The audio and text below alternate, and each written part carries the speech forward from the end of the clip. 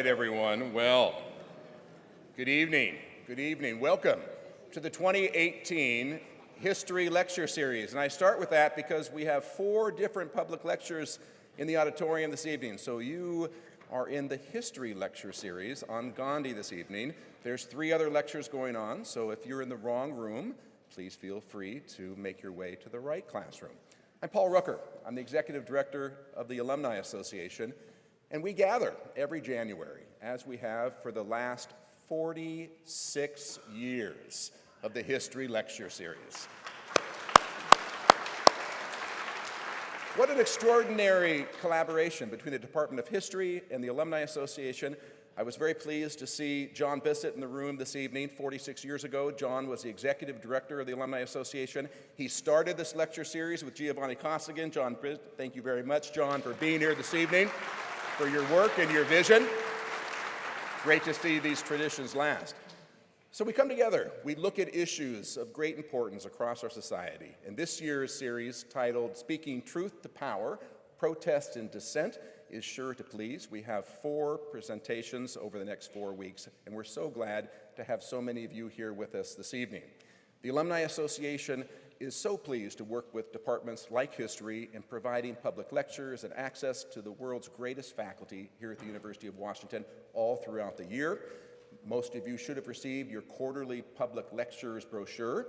If you have, wonderful. If you have not, feel free to go to our website at uwalum.com and take a look at the upcoming programs, services, and activities of the Alumni Association. This evening's presentation and presenter is well known to many of you. Professor Anand Yang is the chair of the Department of History. He's been here at the University of Washington for 15 years. His specialty is in South Asian history, specifically relating to colonial India. In recent years, he's taken that much broader and global and comparative history and has focused significantly on issues of economic diaspora and labor around the Indian and Pacific Oceans, the Caribbean, and Southeast Asia. His work in the Jackson School, his work as chair of the Department of History, and as a colleague and a partner to the Alumni Association is longstanding. Please join me in welcoming Professor Anand Yang to start our series with his lecture on Gandhi. Thank you. Thank you, Paul.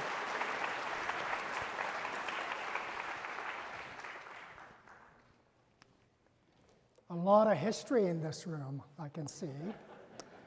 Thank you all for coming, and thank you, Paul, for that very gracious introduction.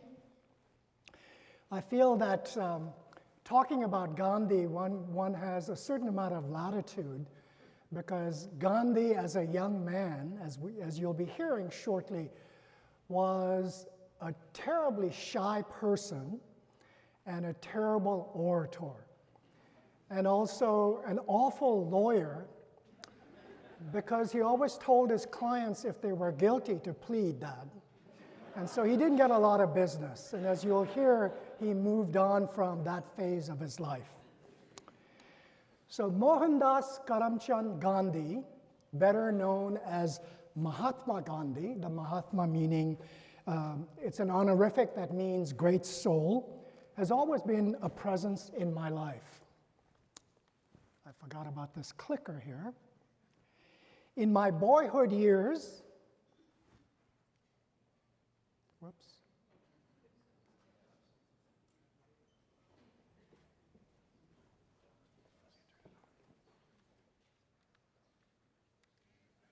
Oh, it's got to be turned on.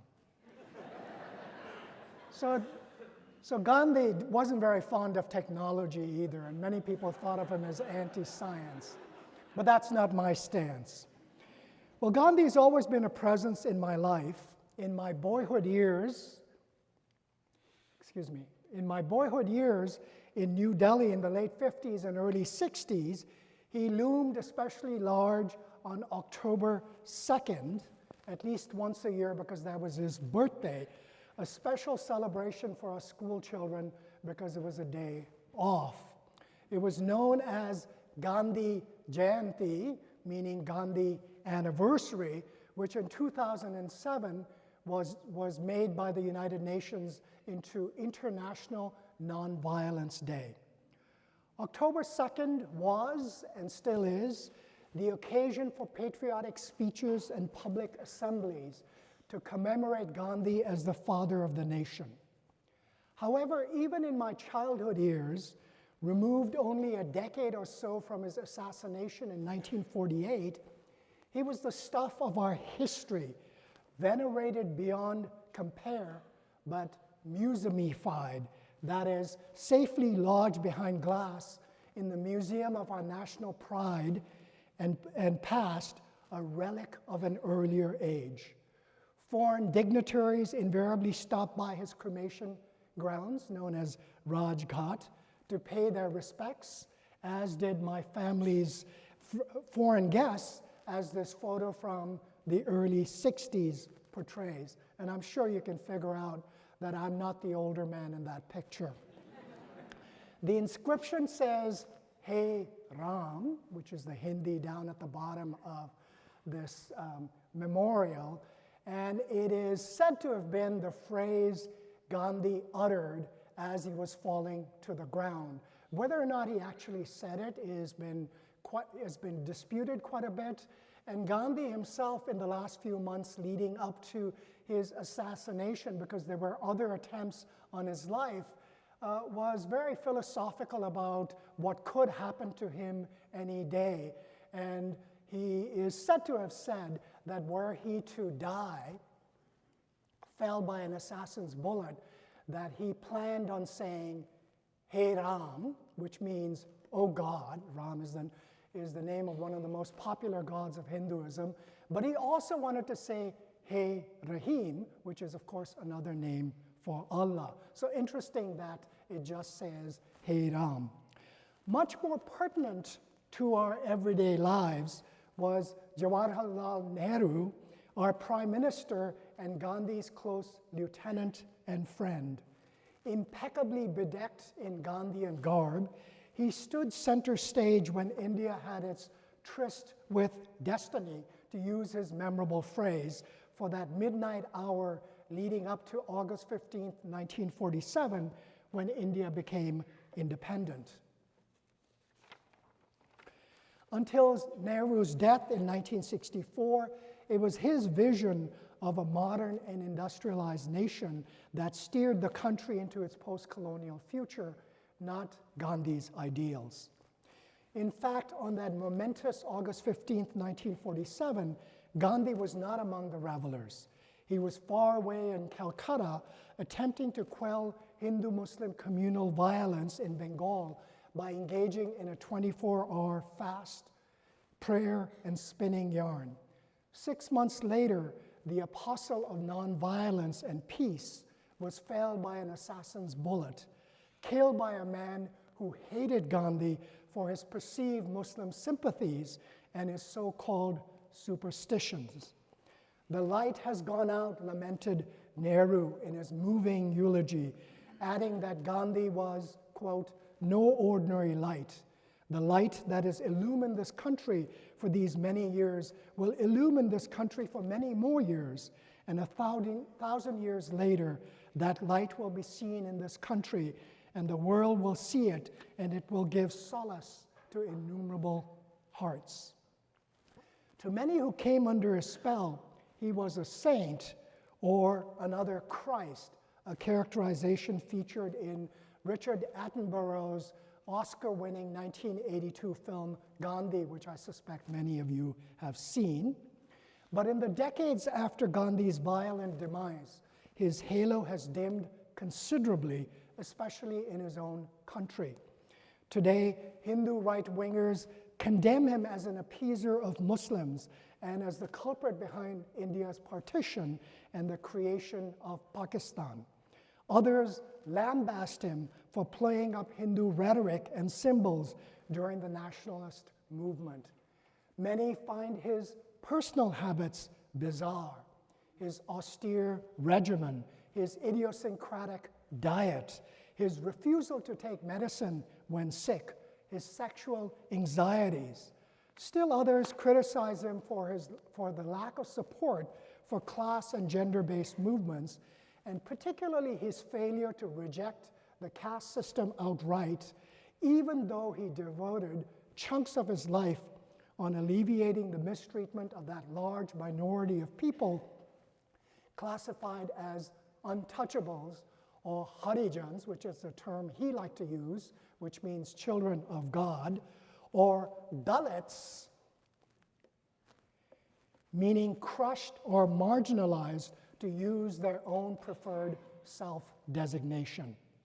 B.R. Ambedkar, featured there in this slide, the great Dalit leader and contemporary of Gandhi's, authored a blistering attack on the caste system in his speech, later published as The Annihilation of Caste. He was one of Gandhi's harshest critics and found his views extremely problematic and patronizing. And as India has emerged as a regional and nuclear power and is marching ahead to become, in the 21st century, a global economic, political, and military powerhouse, many of his countrymen and women dismissed Gandhi because of his anti-industrialization ideas and his embrace of pacifism. Gandhi's life spanned an era when the world became increasingly more interconnected and global, and mass media and photography came of age. He was born in 1869, the year that the Suez Canal shortened Europe's route to the Indo-Pacific region by 6,000 kilometers. By then, telegraph lines had forged transoceanic connections.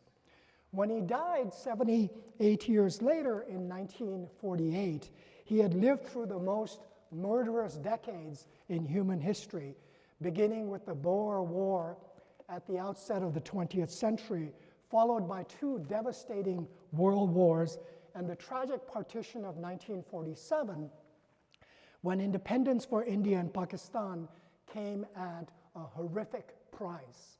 The slaughter of several 100,000 people, maybe 1 million people, in the bloodbath that ensued between Hindus and Muslims.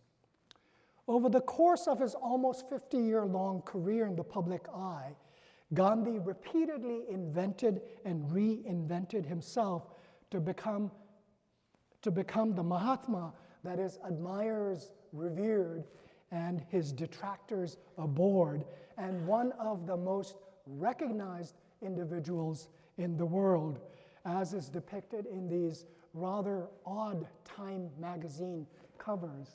Not very good portraits of the Mahatma, but one of the covers there is when Mahatma Gandhi was the Man of the Year for 1930. Gandhi emerged as the Mahatma through the public campaigns he headed, which increasingly riveted the world's attention, and by deploying his body and words to articulate his agenda. He embraced photography and mass media and spoke and wrote extensively. His image of simplicity and frailty became iconic, as did the clothing he chose to drape or not his body. He was not a great orator, as I've already mentioned, but many of the words he conveyed in his speeches, interviews, and in print have lived on as pithy statements, sound bites really, that are endlessly cited and repeated. Indeed, Gandhi was a master semiotician. As with so much else in his life, Gandhi experimented with his clothes as well in order to make a public statement. When he went to England to study law in September 1888, he dressed the part. As he later put it, he became more English than Englishman, and you can see this kind of in this picture from later on, the way he dressed up. He also dressed that way, which is depicted here when he first showed up in South Africa in 1893. Slowly, he began to switch his attire, designed to emphasize a person of lowly origin. And so you begin to see this in the second photograph there from 1915. In 1913, initially he donned a lungi, kind of a garment or sarong that is worn around the waist, along with a kurta, a loose sort of collarless shirt that he wore on top, and shaved his head. So he has a shaved head under that turban, which he did first in sympathy with the shooting of Indian miners in South Africa. He dressed wrongly, so to speak, deliberately, wearing clothes that he knew were socially unacceptable and provocatively as a strategy for exposing injustice and embarrassing others. That is, his clothes, as we'll see with so much of his life, were intended to be a provocation.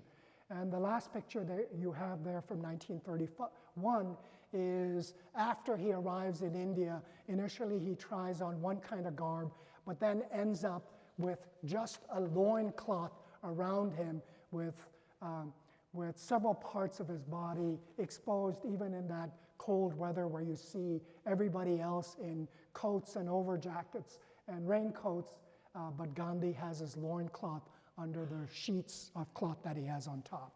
So on his return to India in 1915, he dressed like a peasant from Western India, which is where he was from. An unusual choice because he was not of that background. And also as an adult, he had not lived in that area for a long time. Finally, as I said, he opted for a loincloth made of, and this is important, made of a material called khadi, which is homespun, home-woven cloth. And as we'll see, that too conveyed a certain kind of message. He used that fabric, which he himself spun and encouraged his followers to spin as well, as a way to epitomize India's dire poverty and the urgency of improving people's economic conditions through self-sufficiency and the wholesale rejection of Western values. Winston Churchill, and Winston Churchill's reference is to that last photo on your right from 1931. Winston Churchill found Gandhi's sartorial style, to use his invective, alarming and nauseating. He thought of Gandhi as a seditious Middle Temple lawyer posing as a half-naked fakir, or holy man, that is, who had the audacity to wage civil disobedience and, quote, to use Churchill's words, parley on equal terms with the representative of the Queen Emperor. Gandhi aroused considerable controversy because he showed up in London in 1931 for the Round Table Conference, dressed the way you see in the photograph there, and showed up at Buckingham Palace, similarly attired for his visit with King George V, who hesitated about inviting Gandhi to the palace. As the king put it, he didn't want that little man with no proper clothes and bare knees to come to the palace. When reporters asked Gandhi after his Buckingham Palace visit whether he thought his loincloth proper attire for the palace, Gandhi quipped, quote, "The king was wearing enough for both of us." So one of the things which will not necessarily come across in this lecture, but is an integral part of the man Gandhi, is his terrific sense of humor. And I could very easily have just given a lecture focusing on Gandhi and Charlie Chaplin, who he meets in 1931. I'm not sure who made the other one laugh more, but they had a very jolly good meeting, the two of them. Much more receptive were the ordinary men and women of England, as you can see in this photograph here, and in this really wonderful photograph of Lancashire women mill workers joyously greeting Gandhi as one of their own. And I think there was always this sense that wherever Gandhi went to visit people in England, the servants always wanted to come rush out and have a meeting with him.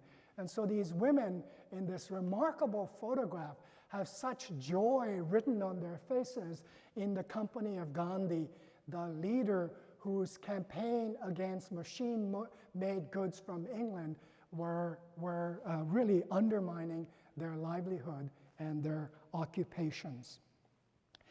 Gandhi also wore what he did because he rightly recognized that clothes were a marker of community identity, not only distinguishing between Europeans and Indians, but also among his own countrymen and women of different castes, religions, and regions.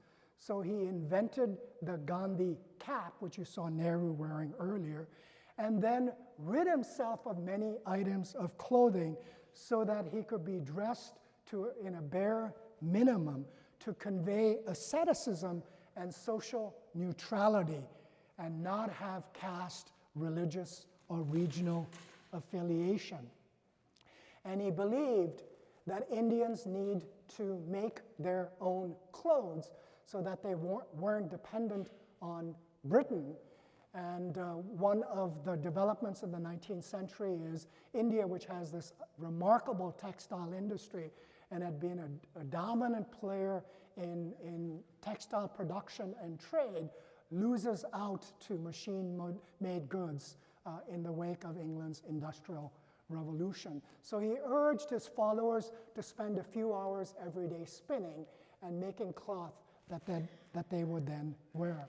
So clothes were never just about their visual effect. He spun and wore khadi to commemorate the importance of hand spinning and weaving and of reviving Indian crafts destroyed by the rise of the Industrial Revolution.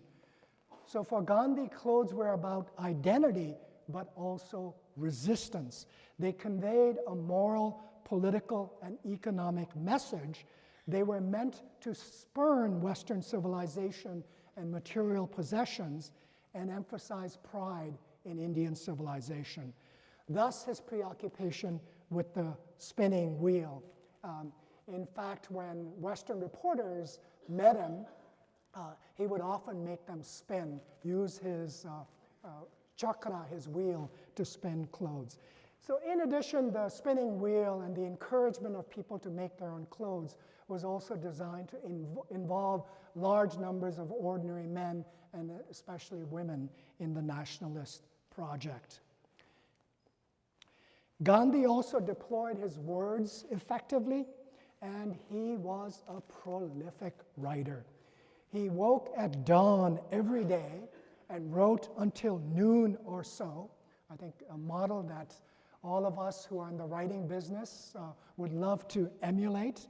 And he wrote speeches, editorials, started newspapers, and wrote many of the columns in the newspapers, and did a vast amount of sort of other kinds of writings.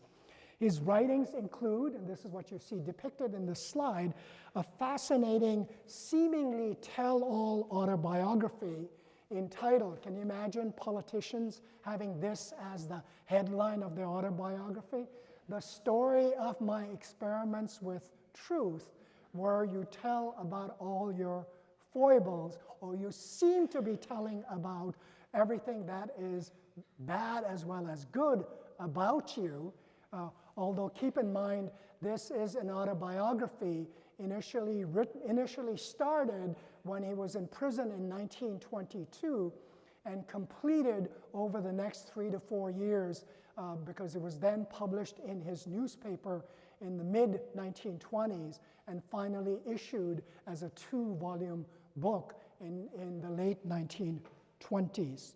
So there's a certain amount of self-fashioning that, of course, takes place in this autobiography, but it's a remarkably candid and frank account of many of the things that I think made Gandhi tick.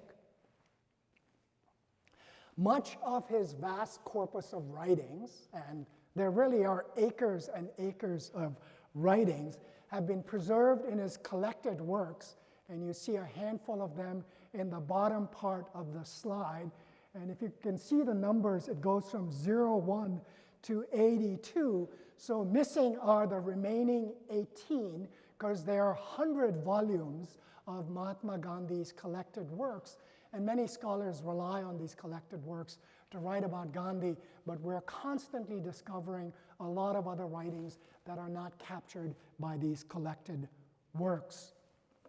We also learn a lot about Gandhi from the 400 plus biographies written about him, 3 of which I included on your reading list and which are shown at the top of that slide. In the rest of my talk, I will highlight Gandhi as one of the transformative leaders of the 20th century, a man whose actions and ideas about confronting tyranny and oppression continue to offer productive ways to speak truth to power. I will begin with a comparative assessment of him in relation to some of his fellow leaders of his period, and then sketch his life to highlight the origins of his major ideas and practices, and then follow up with a discussion of his praxis by examining the political campaigns he headed in India in the aftermath of World War I. In closing, I will briefly touch on the ways in which Gandhian ideas and practices have fired up the imagination and actions of protesters and dissenters the world over. Much of what Gandhi did and said in his public life is as vividly embodied in his persona and clothes, much of what Gandhi did and said in his public life, as is vividly embodied in his persona and clothes, were intended as provocations, as incitements and arguments against rulers and their ruling ideologies. And the mass movements he mobilized from among elite and subaltern groups, rich and poor, old and young, male and female, upper and lower castes, and different religious backgrounds were unprecedented, certainly unprecedented in Indian history. Gandhi stands out as one of the towering figures of the 20th century who remade our world for good or bad. Note his place in this pantheon that includes Lenin, Stalin, Hitler, and Mao, includes a number of other people, and I'm sure we recognize all of them, except maybe the person on the right-hand bottom corner, and that, of course, is the father of the A-bomb, the scientist, the theoretical physicist, Robert Oppenheimer. But interestingly, notice who is not here, since many of you have seen the movie about him, Winston Churchill, who is very much in the news these days. This is not a pantheon created in India. I think had Indian authors been behind it, Churchill would not be in this circle, but would be in one of the circles of hell as far as Indians are concerned. Gandhi differs markedly from all these political leaders featured here because he never commanded state power. He briefly held an official leadership role in the Indian National Congress, the principal organization of the Indian nationalist movement, but mostly he chose not to seek or hold office.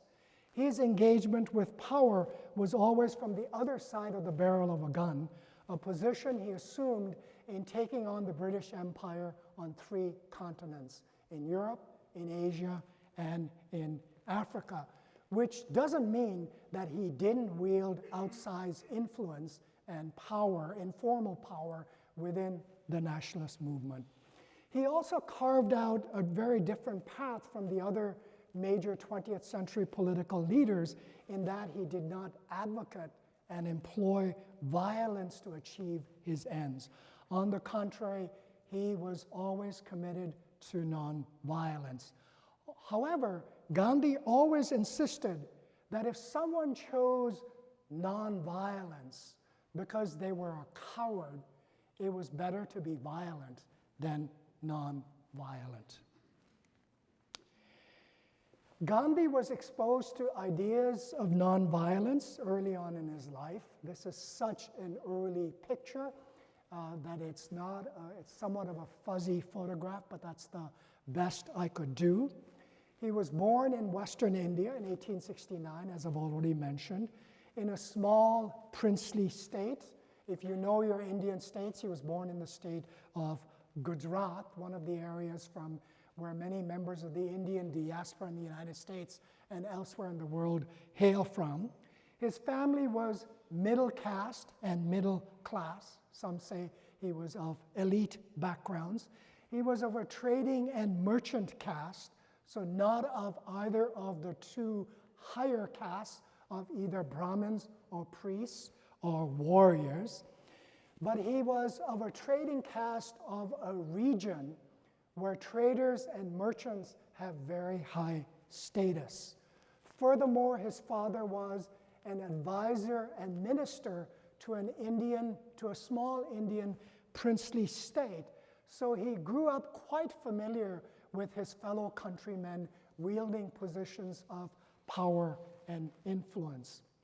His mother, who was really his father's fourth wife, belonged to a Hindu sect that advocated unity of different faiths and simplicity of living.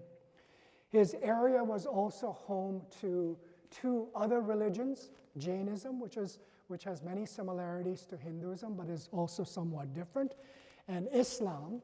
So early on, because Jainism was also present in his mother and his family's life, he absorbed Jain ideas, particularly its notion of what is called ahimsa, a term I'll come back to later on, which basically means non-injury, non-violence.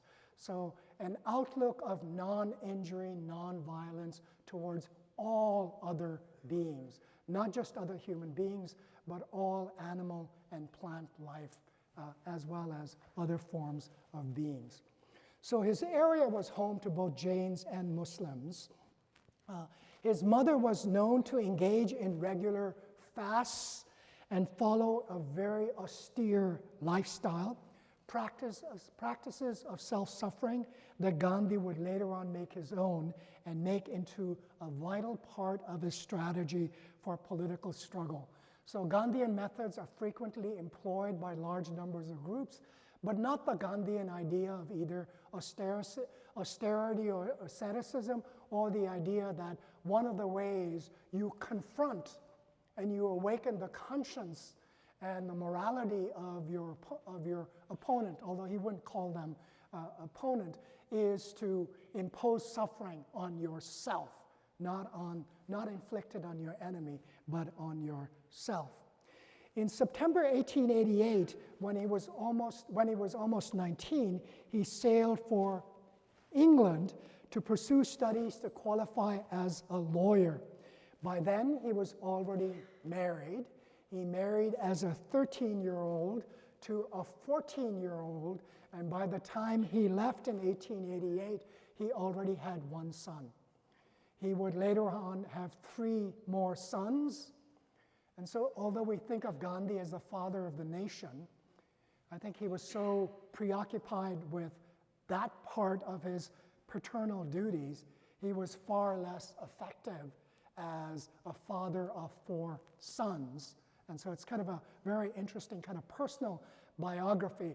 Also, it's probably very difficult being the son of a father who believes in austerity and asceticism and sort of non-possessions as a way to go through life.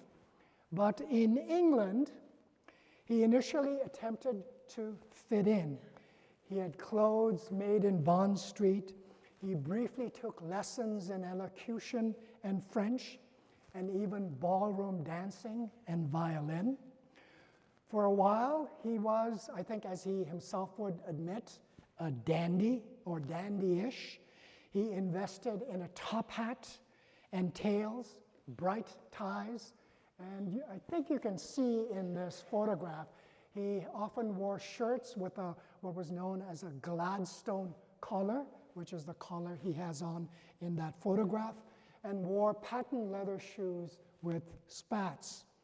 But he didn't turn his back, as he points out in his autobiography, to the vows he made to his mother, not to touch wine, women, and meat, although by then he had already experimented with meat in India, and he briefly flirted with a woman in England, but quickly came to his senses, or so he tells us, and told the woman that he was actually married. In England, he became a vegetarian. He read and was influenced by Henry Salt's book, A Plea for Vegetarianism, which spoke of kindness to animals. And sometimes biographers of Gandhi make a big thing of this, but it's very easy to see that what Salt's ideas about vegetarian based on kindness to animals really does is reinforce Hindu and Jain notions that Gandhi had already absorbed as a young boy growing up in India. In England, he also learned Victorian ideas about self-help and pored over the Bhagavad Gita, or the Song of God, in Sanskrit and in an English translation by Sir Edwin Arnold, which existed at the time Gandhi lived in England.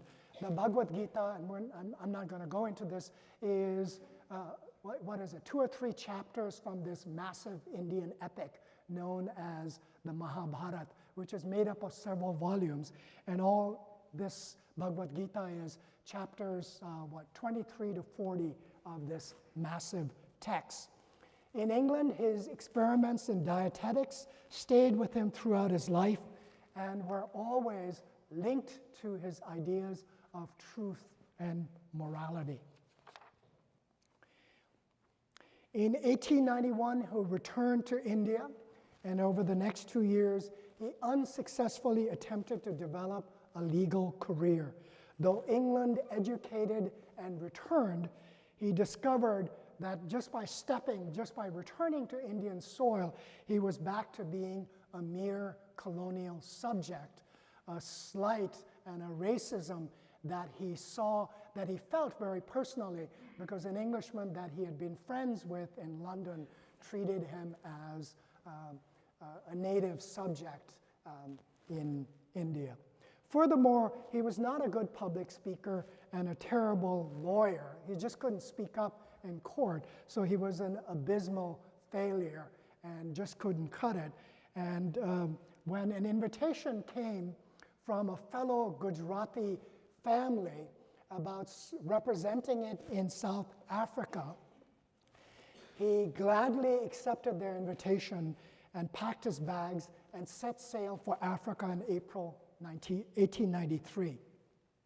For the next 21 years, between 1893 and 1914, he remained in South Africa, a place that was home to several thousand Indians.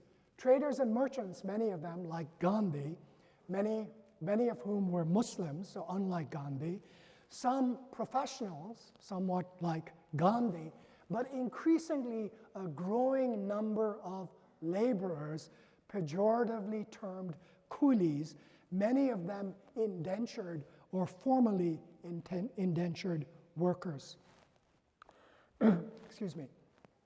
24-year-old Gandhi, newly arrived, quickly found himself the target of racial abuse and violence, from being tossed out of the first-class compartment of a train, even though he had a ticket, to being beaten by a stagecoach driver who wanted to make room for a European passenger inside the coach, so wanted Gandhi, even though he had a ticket, to sit on he wanted to sit on the sideboard of the carriage. In South Africa, he experienced firsthand, over and over again, racism, prejudice, and injustice against Indians. Very quickly, Gandhi blossomed into a public persona, and some of the things he starts doing is outlined in that timeline there. He blossomed into a public persona, capitalizing on the skills he had recently acquired, his mastery of English and his knowledge of legal processes and codes. Increasingly, he spoke out against unfair ordinances and regulations aimed at Indians, from registrations and passes that were compulsory for all Indians to taxes formerly indentured laborers had to pay in order to remain in the country. When legal recourse failed, he turned to what in 1907 he initially termed passive resistance. So much of what Gandhi developed, so many of the doctrines, so many of the ideas, comes from practice and comes from practices where he's responding to different kinds of situations. But what Gandhi also learns from, and particularly in these initial years of the 20th century, is by his readings and correspondence, particularly with Leo Tolstoy. He had read Tolstoy's The Kingdom of God is Within You while he was in London, but he found its message of Christian pacifism and the infinite possibilities of universal love much more resonant in South Africa, and began to correspond with that great Russian novelist in October 1909, a few months before Tolstoy's death in November 1910. He also liked Tolstoy's opposition to industrialism and militarism. In addition, in 1904, he was captivated by John Ruskin's book entitled Until This Last, published in 1962. The book, Gandhi claimed, transformed his life. But as with everything he read and experienced, he always added his own idiosyncratic interpretation to whatever he was doing or reading. From Ruskin, he took to heart the message, quote, "The good of the individual is contained in the good of all, and that a lawyer's work had the same value as a barber's, and that the life of the tiller of a soil and the craftsman were the life worth living." A very unusual way of thinking for somebody who is a caste Hindu, because one of the ways in which the caste system ideally divides up people is by the kind of work they do. And people who toil with their hands usually are lower caste, and people who toil with their hands and come into contact with human refuse of one sort or another are considered untouchables or Dalits. So Ruskin's ideas and the way Gandhi improvises on it is actually quite radical. In South Africa, he also returned to an essay, Henry David Thoreau's 1840s essay on civil disobedience, that he had first read in England, probably in part with Henry Salt, who was the great interpreter of Thoreau in England in the late 19th century. And now in South Africa, it spoke to him about the importance of any honest man resisting unjust laws, about the absolute imperative of every honest human being to confront injustice with civil disobedience. Equally critical, and this is what makes Gandhi such an interesting individual, was the meetings he had in 1909 when he went to England, where, as he put it, he met with every known Indian anarchist in London, because he wanted to get a sense of what were these people who were scheming and plotting to throw the British out of India through acts of violence. What were they thinking?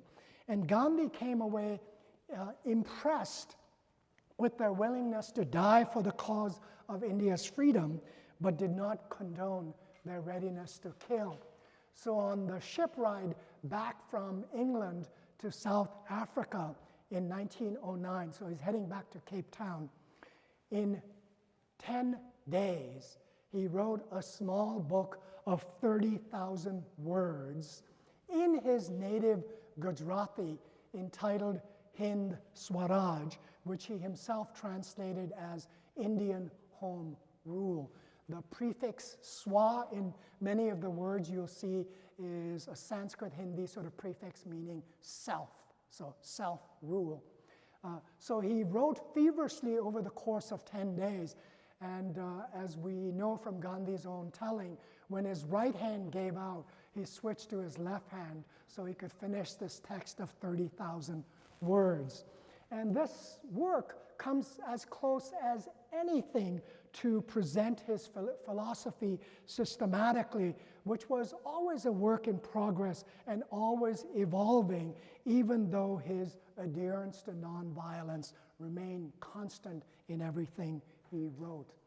I don't have the time to really elaborate on this text at all, other than to say that it's set up as an imaginary dialogue between an editor who is Gandhi and a reader who is not Gandhi, and the banter they have leads Gandhi over the course of this text to talk about, to really rail against modern civilization, that modern civilization and what it embodied through its parliaments and machineries and railways and doctors and English-educated elites, all were focused on the body and did not tend to the soul of the human being. That in the course of the text, what he praises is what are real or genuine civilization, which for him meant traditional India, village India, rather than modern Western civilization. A civilization of India where manual labor, self-restraint, pursuit of virtue and sacrifice instead of pleasure and profit were central to the way human beings interacted and behaved with one another. Gandhi's indictment, we often forget, is not only of industrial civilization, but it's also about Western capitalism and what it did to human interactions. And so what he hoped for was this ideal of a trusteeship where people were responsible to one another and took care of one another. And he hoped to effect this change through nonviolence. Whoops. What is also important about the book is the book really, as with so many of Gandhi's ideas, delegitimate the overwhelming coercive power that the colonial state enjoyed and could justifiably wield as a retaliatory force in the face of violence. Nonviolence for him was always a way to win back moral authority. And what is brilliant about Gandhi is he recognizes that colonial rule is about political, economic, military domination, but it was also about psychological, cultural, and psychic capture of the Indian soul and the Indian population. And so a lot of what he does is aimed at delegitimizing or creating a disconnect in that kind of relationship, and seeing what he was doing that was often seen as feminine, as manly and courage in the face of what Western rule or British rule was doing in India. So standing up to the violence of the authorities was not a sign of cowardice, for nonviolence expressed not the impotence of men, but the potency of women. Furthermore, nonviolence was never just about abjuring violence. It was about challenging, and I think this is what many protesters today get right, even provoking violence, but taking its blows in order to gain the moral high ground over your oppressors and your tyrants. During his South African stint, Gandhi also embarked on personal experiments. He established an ashram, a spiritual community. This is a later one in 1910. And this brought together large numbers of people of all kinds of backgrounds. And I don't know how clearly you can see this in the photograph there, but this is really people from not only the Indian community, but several people from the European community as well, although what's striking here is the absence of Africans. And so there's this glaring omission in Gandhi's vision. He never militated for the rights of the people who were the most oppressed in South Africa, Africans. He just has this blind spot, just as even though he spent all his time championing the cause of Dalits, he never said, let's just do away with the entire caste system.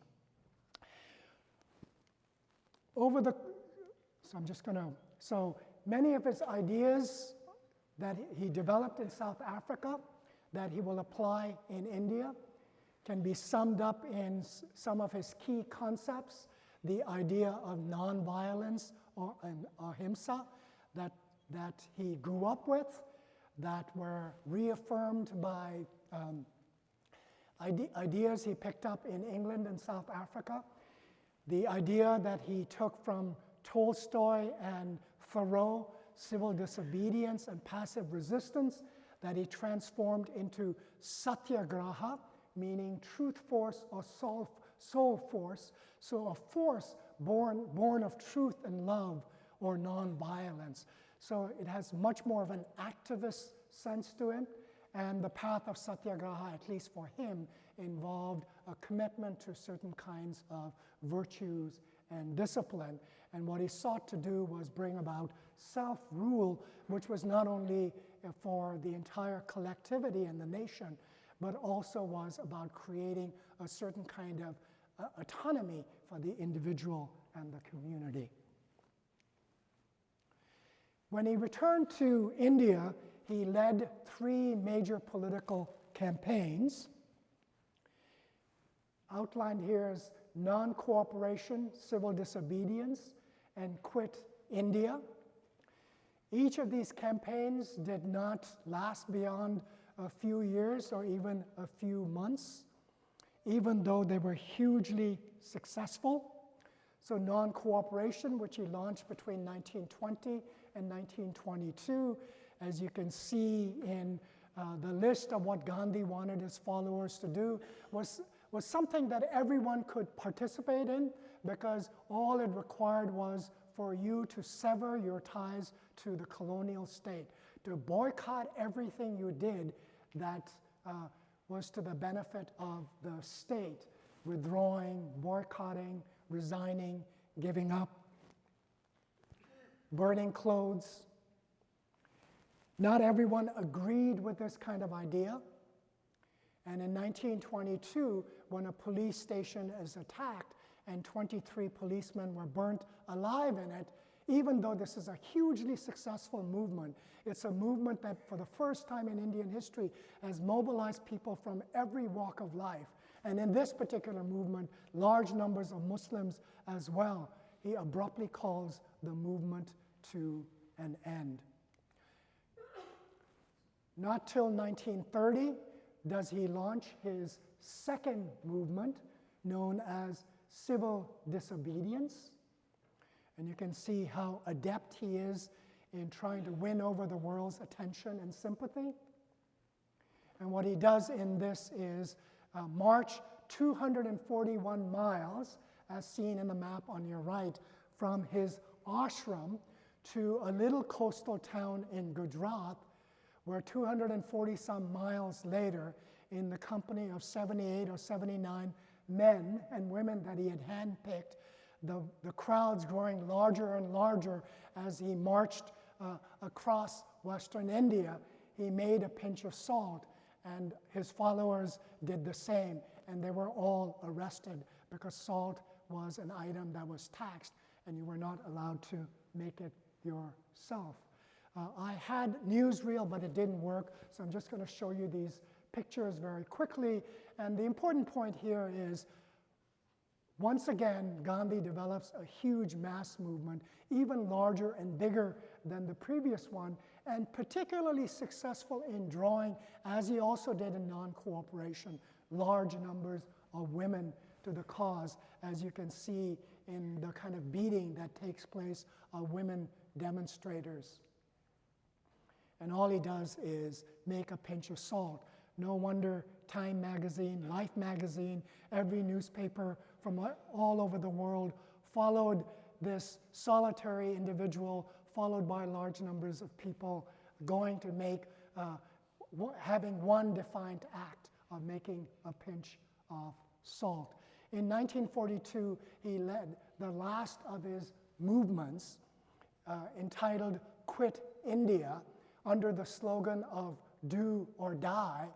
And what he did in the midst of World War II, with Japan having just taken over Burma and on the verge of invading India, is asked the British to leave India and was not willing to wait for the British, who said that after the war they were willing to grant India independence.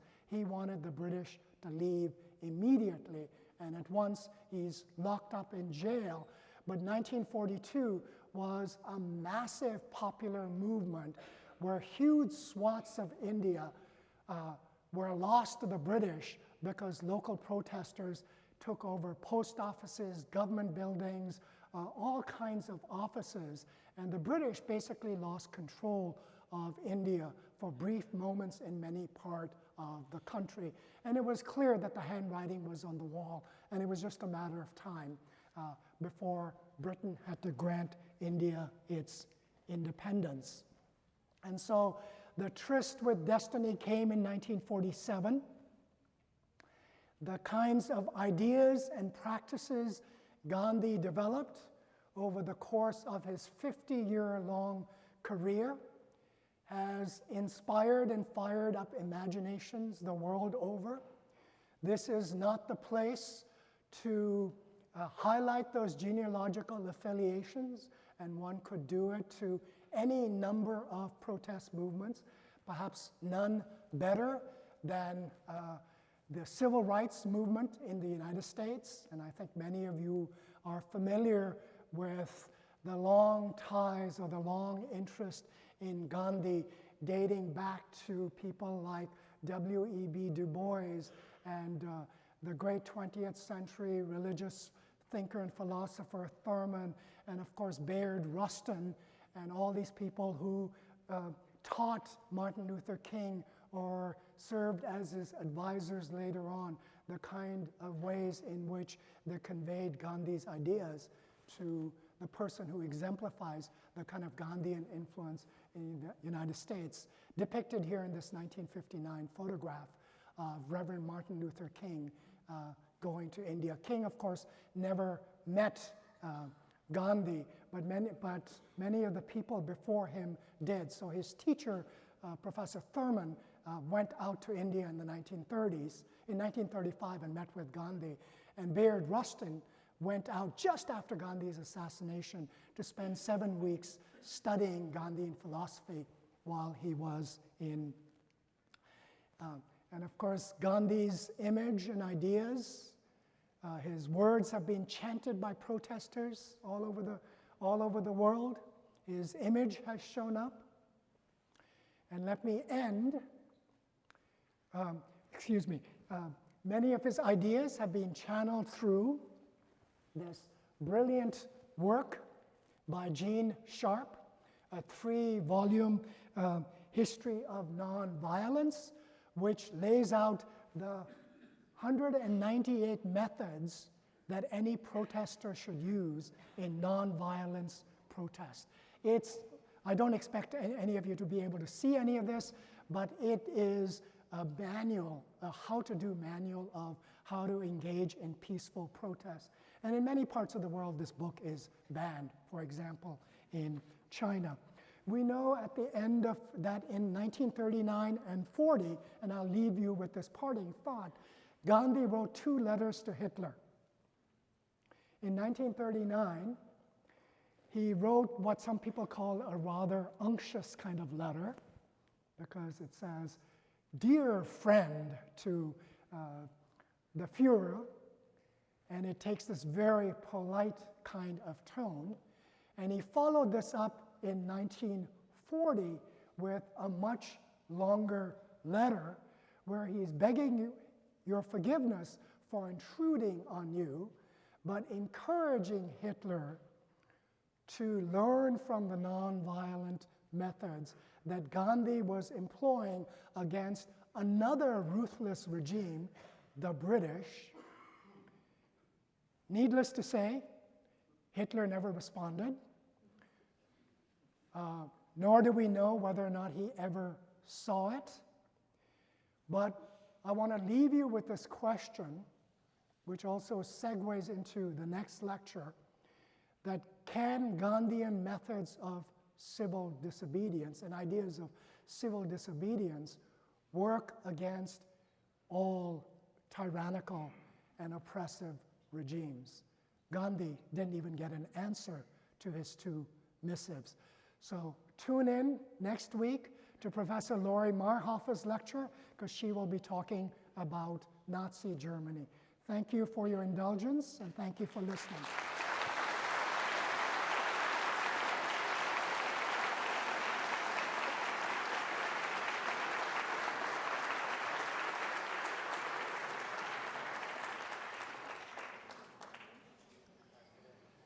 So if you have any questions, there are people going around with pieces of paper.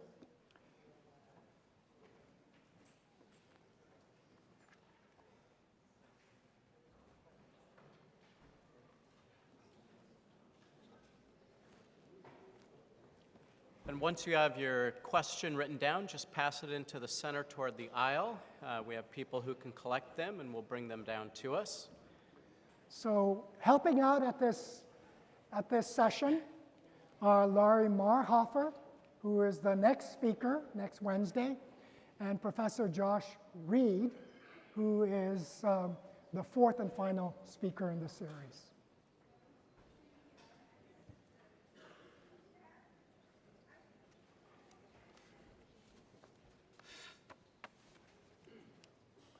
So Gandhi wrote letters to all kinds of people. He was constantly writing. Even when India became independent on August 15th, he penned a number of fascinating letters to some of the people who wrote to him. He also tells Hitler, I have met Mussolini, your friend Mussolini, when I passed through Italy. So you can consult with Mussolini to find out what I've achieved in India through nonviolence. There's probably that was a non-starter as well, I suspect.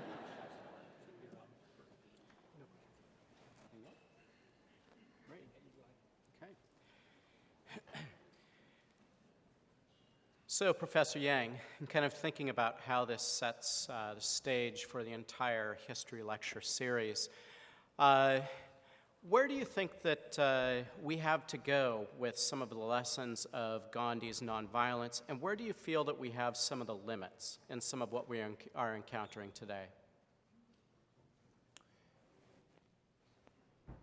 I think the limits are visible everywhere. So many of the things Gandhi tried to do, he failed. The British left, but the British left in part because Gandhi was so adept at leading from the front, but Gandhi was also very skillful about leading from the back. So sometimes he came to the front of the crowd and led the movement. Sometimes he mobilized the crowd.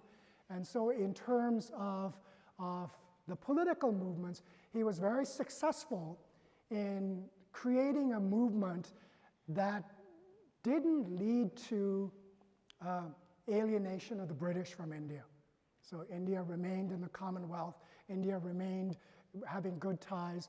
Many Englishmen stayed on. There was sort of good feelings have remained between Britain and India. But so many of the social campaigns he led, nothing came of them. He was not successful. Many of the people turned against him. And the fact that he is a forgotten leader, that we mostly pay kind of symbolic, that we have kind of a symbolic attachment to, says something about whether or not he still speaks to us. There's so many things that Gandhi said and did that are so difficult to follow that you can see why many of his methods are employed, but not the philosophy underlying it. Gandhi's idea about what was going to happen in 1947 was that Congress, the party that had won, that had taken the lead in winning independence for India, all the leaders should resign and turn themselves into a social movement and look address social issues, that you shouldn't have a permanent kind of government. You could say he's incredibly perceptive, maybe in some ways, because what he was preaching was not letting a certain kind of corruption setting in by holding on to power. And you see this also in the civil rights movement. It's great successes, and there were many achievements, but we're still trying to make Black lives matter. So even though there were enormous successes in the 50s and 60s and 70s, we still have a very long ways to go. Then we have a few questions that kind of focus on a similar topic, and that's really around this issue of, was partition inevitable? Could it have been avoided? Historians hate these kinds of hypothetical questions, but it also means you can come up with multiple answers, right? Gandhi had initially told Jinnah, the leader of Pakistan, and told Nehru, asked Nehru, why don't you let Jinnah become the prime minister? And that probably might have kept Pakistan together.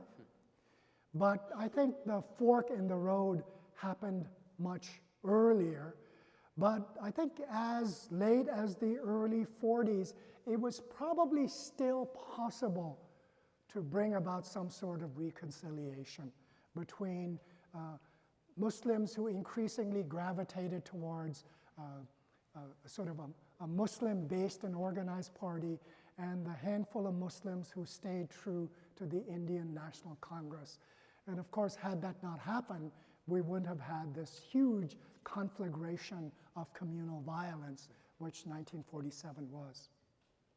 Great. And then with Gandhi's anti-industrialization stance, how did this impact India's independence from Britain in establishing its economy separate from that of the empire? Not at all. Nehru took over, totally different vision, sort of mixed economy, Soviet assistance in 5-year plans, American and Western assistance in developing other aspects of the economy and developing the knowledge economy. So not much, very little of Gandhi left in any of it. Today, politicians don't even bother to wear Gandhian garb, which they did all the way till a few decades ago. Although even by then, I think what was important to politicians who donned Gandhian attire was the fine thread count of the homespun cloth they were wearing. They weren't wearing regular, rough, sort of homespun cloth. The distinctions were already being made very early on. Great. And then I think we'll end on this one. What would Gandhi say to the world's leaders today?